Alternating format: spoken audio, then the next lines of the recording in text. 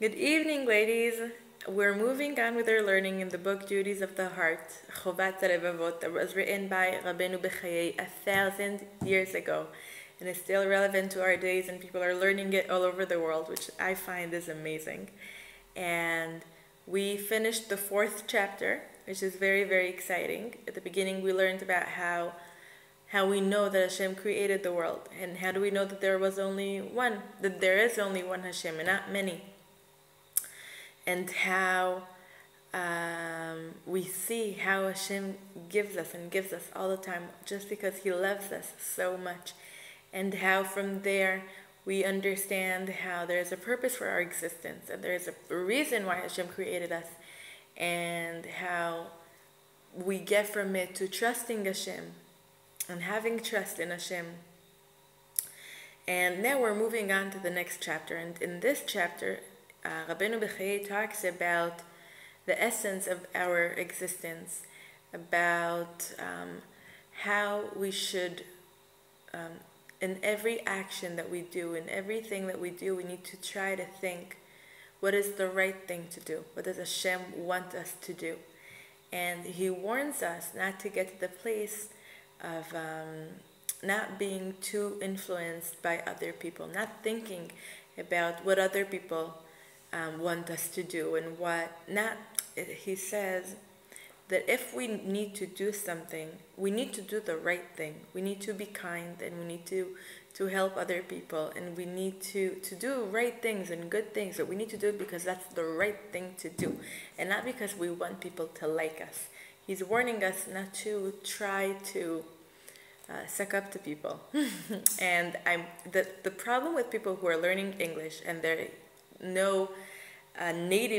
native language is a different language, they don't really know if a word they say, if it's a bad word or not. So I'm not really sure if to say to suck up to people, if it's just slang or if it's not, it's like rude.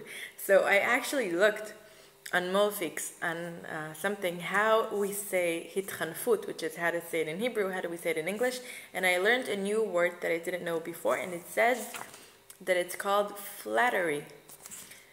So we're not supposed to do flattery. We're not supposed to try to be liked by other people. We should always try to do the good things for the good reasons. And not for people, but for Hashem. And he says, how do we get, he explains what it is exactly that is expected from us, which is whatever we do, to do the right thing, wherever we, at every single moment, at every single choice that you're facing, to try to think, what is the right thing to do? What is the right thing? What does Hashem want me to do? And try to do Hashem's will, wherever you go and whatever you do. And he says that whatever it is that you do, even if you do the right thing, you need to do it for the right reason also. You shouldn't do it because of people or because of people's opinions, but because you know that this is the right thing to do. And he explains, how do you get to this point of doing only the right things and only for the right reasons? So he explains, okay, so there are 10 steps to get to this point. The first step you need to know is what we spoke about before at the beginning. When you know that the first step that is required from you is knowing that there is a creator to this world, knowing that this world wasn't randomly made by an explosion, but it was created, and that it was created for a reason, it was created for a purpose by one God and not many. Basically knowing that there is one God and that He created the world.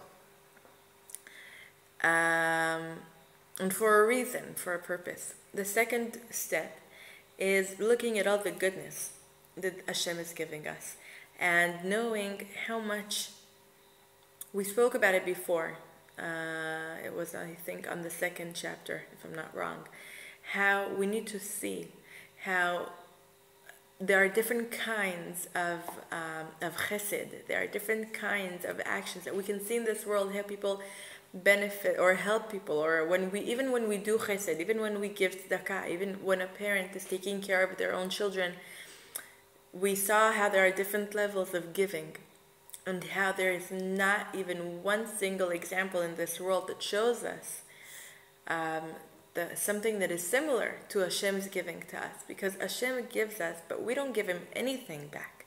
We don't benefit Hashem in any way. He doesn't get anything by having us. It's just pure kindness. It's just pure giving. And every single breath we take, every single step we took since we were born, every single thing you had in your life was given to you by Hashem, and you didn't give him anything in return, and he doesn't benefit anything by having you, and he still sustains you every single day, every single second. And we need to look around and see how much goodness there is, how much Hashem gives us, how much Hashem loves us. And that is the second step. And there are 8 more to go, and we're going to learn them B'ezrat Hashem in following videos. And thank you again for joining me for another video of learning the duties of the heart. Good evening.